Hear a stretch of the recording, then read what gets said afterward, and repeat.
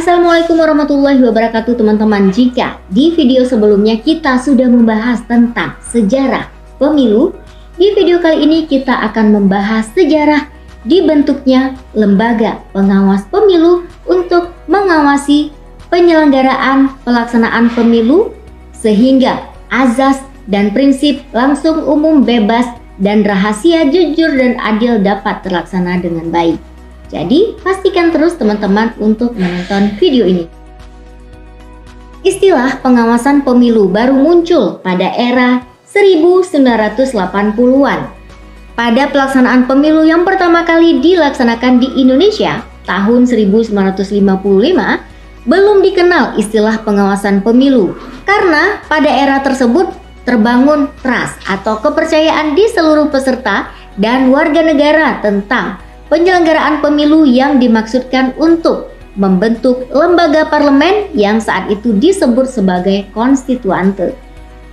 Walaupun pertentangan ideologi pada saat itu cukup kuat, namun dikatakan sangat minim terjadinya kecurangan dalam pelaksanaan tahapan pemilu.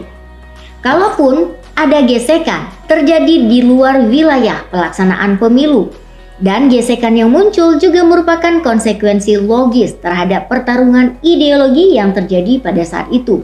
Hingga saat ini masih muncul keyakinan bahwa pemilu yang dilaksanakan pertama kali pada tahun 1955 merupakan pemilu Indonesia yang paling ideal. Kelembagaan pengawas pemilu baru muncul pada pelaksanaan pemilu tahun 1982 dengan nama Panitia Pengawas Pelaksanaan Pemilu atau Panwaslak Pemilu.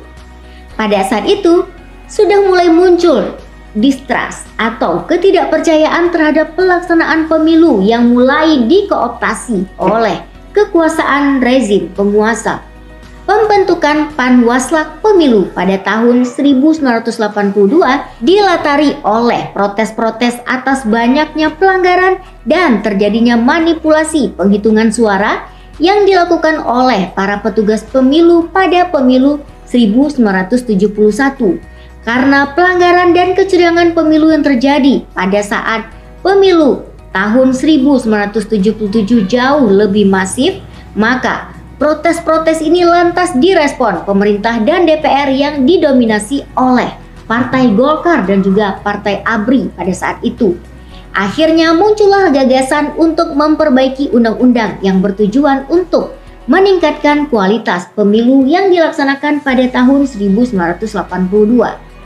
Demi memenuhi tuntutan dari P3, PDI, pemerintah juga setuju untuk menempatkan wakil peserta pemilu ke dalam kepanitiaan pemilu. Pemerintah juga mengintroduksi adanya badan baru yang akan terlibat dalam urusan pemilu untuk mendampingi lembaga pemilihan umum yang pada saat itu dikenal dengan istilah LPU. Sedangkan pada era reformasi, tuntutan pembentukan penyelenggara pemilu yang bersifat mandiri dan bebas dari kooptasi penguasa pun semakin menguat.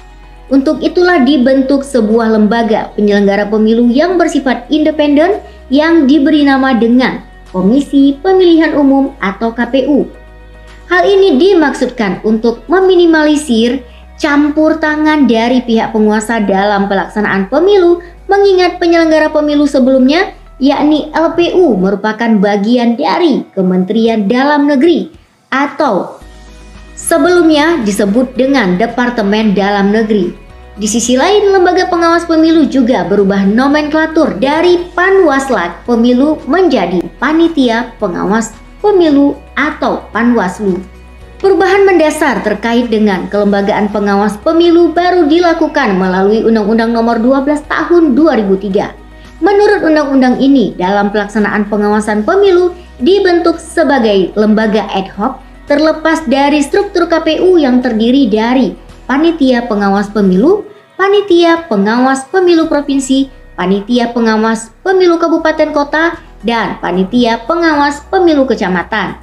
Selanjutnya, kelembagaan pengawas pemilu dikuatkan lagi melalui Undang-Undang Nomor 22 Tahun 2007 tentang penyelenggaraan pemilu dengan dibentuknya sebuah lembaga tetap yang dinamakan Badan Pengawas Pemilu atau Bawaslu. Adapun aparatur Bawaslu dalam pelaksanaan pengawasan berada sampai dengan tingkat kelurahan desa dengan urutan panitia pengawas pemilu provinsi, panitia pengawas pemilu kabupaten kota, panitia pengawas pemilu kecamatan, dan panitia pengawas pemilu lapangan atau PPL di tingkat kelurahan atau desa.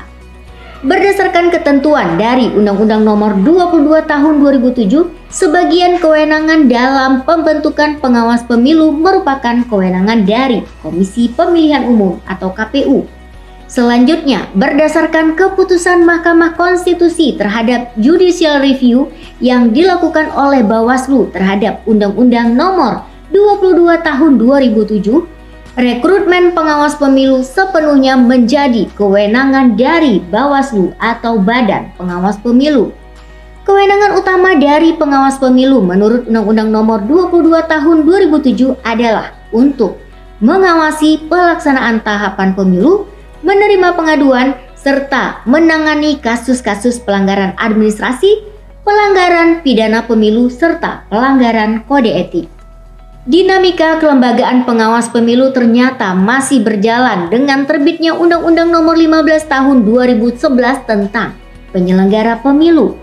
Secara kelembagaan, pengawas pemilu dikuatkan kembali dengan dibentuknya Lembaga Tetap Pengawas Pemilu di tingkat provinsi dengan nama Badan Pengawas Pemilu Provinsi atau Bawaslu Provinsi. Selain itu, pada bagian kesekretariatan, Bawaslu juga didukung oleh unit Kesekretariatan Eselon 1 dengan nomenklatur Sekretaris Jenderal atau Sekjen Bawaslu. Selain kewenangan sebagaimana diatur dalam Undang-Undang Nomor 22 Tahun 2007, Bawaslu berdasarkan Undang-Undang Nomor 15 Tahun 2011 juga memiliki kewenangan untuk menangani sengketa pemilu. Kewenangan utama pengawas pemilu adalah mengawasi pelaksanaan tahapan pemilu, menerima pengaduan, serta menangani kasus-kasus pelanggaran administrasi, pidana pemilu, serta kode etik. Itu dia video kita tentang sejarah lembaga pengawas pemilu di Indonesia. Semoga video ini bermanfaat buat teman-teman semuanya. Sampai jumpa.